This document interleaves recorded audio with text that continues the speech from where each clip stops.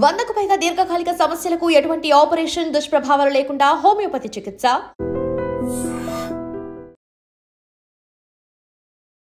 Welcome to iDreams media.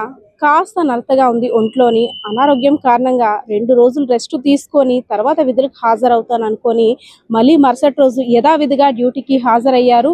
Parvathipuram Manyam జిల్లాకి సాలూరు నియోజకవర్గానికి సంబంధించి ఆర్టీసీలో విధులు నిర్వహిస్తున్న దాసు ఎప్పట్లాగానే విధులకు హాజరయ్యాడు. తను బయలుదేరాల్సిన బస్సు సాలూరు నుండి రాంభద్రపురం మీదుగా అదే విధంగా విజయనగరం మీదుగా రావాల్సింది. సో బస్సు స్టార్ట్ అయిన కాసేపట్లోనే మళ్ళీ అనారోగ్యం క్షీణించింది. అనారోగ్యం క్షీణించిన వెంటనే ఎవరైతే వాహన చోదకులు ఉన్నారో ఆర్టీసీ డ్రైవర్ అయినటువంటి ఆయనకు కూడా మెసేజ్ పాస్ చేశాడు. నాకు కాస్త నలతగా ఉంది, ఎక్కడైనా హాస్పిటల్ ఉంటే కాస్త చూపించుకొని అప్పుడు వెళ్దాం అనేసి అని. ఎప్పుడైతే బస్సు ఇలా స్టార్ట్ అయిందో అప్పటికే ఆయన ఆరోగ్యం మరింత క్షీణించింది. గుండెపోటు కారణంగా మరి క్షణాల్లో నా ఊపిరి ఆగిపోతుందంటూ ఊపిరి బిగపట్టుకొని ఉన్నారు. కానీ వాహన చోదకుడు అయినటువంటి డ్రైవర్ అండ్ అదే విధంగా బస్సులో ఉన్న ప్రయాణికులు కూడా హాస్పిటల్కి తీసుకువెళ్ళినప్పటికీ దాసు మృతి చెందడంతో కుటుంబంలో విషాద ఛాయలు అలుముకున్నాయనే చెప్పుకోవచ్చు. సో దాసుకి 3 సంతానం, 3 పిల్లలు కూడా. తండ్రి పొద్దున్న డ్యూటీకి వెళ్ళారు, ఈవినింగ్ వస్తారని ఆశగా ఎదురు చూస్తున్న ఆ పిల్లలకైతే మాత్రం నిజంగా విషాద వార్తనే చెప్పుకోవాలి. తన భార్య ఎందుకంటే ఆరోగ్యం బాగాలేదు, వెళ్ళేటప్పుడు కూడా కాస్త ఆరోగ్యం జాగ్రత్త అండి అంటూ సూచనలు సలహాలు ఇచ్చి ఆరోగ్యం పట్ల మీరు చాలా జాగ్రత్త తీసుకోవాలి, టైంకి టాబ్లెట్లు వేసుకోవాలి, ఏదైనా అవసరం ఉంటే నాకు ఫోన్ చేయండి అంటూ ఆ పంపించిన గంటలోనే ఇంతలోనే మీ భర్త చనిపోయాడంటూ ఆ వార్త రావడం నిజంగా అక్కడున్న గ్రామస్తులందరూ కూడా కన్నీటి పర్యంతం అయ్యే విధంగా ఉంది.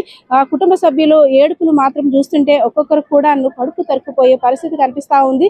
ఎందుకంటే నవ్వుతూ వెళ్ళిన మనిషి విగత జీవిగా వచ్చాడు. గుండెపోటు కారణంగా నిండు ప్రాణాన్ని కోల్పోవాల్సి వచ్చింది. సో మా కుటుంబానికి పెద్ద దిక్కు లేకుండా పోయిందంటూ కుటుంబ సభ్యుల రోదనలు అయితే మాత్రం మిన్నంటాయనే చెప్పుకోవచ్చు. సో హార్ట్ అటాక్ కారణంగా ఈ మధ్య తరచూ రీసెంట్ గా చూస్తున్నాము, బస్సుల్లో ఎక్కువ శాతం కండక్టర్లు కూడా మృత్యువాత పడుతున్నారు.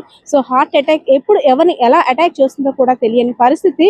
సో ఏదైనా సరే ఒక చిన్న ఆరోగ్య విషయంలో ఒక తేడా కనబడగానే వెంటనే అప్రమత్తమై హాస్పిటల్ వైద్యుల పర్యవేక్షణలో చికిత్స తీసుకోవడం మంచిదని నిపుణులు కూడా సూచిస్తున్న పరిస్థితి అయితే కనిపిస్తా ఉంది. కెమెరా పర్సన్ బాలకిషోర్తో పద్మ, ఐడ్రీమ్స్ మీడియా, విజయనగరం.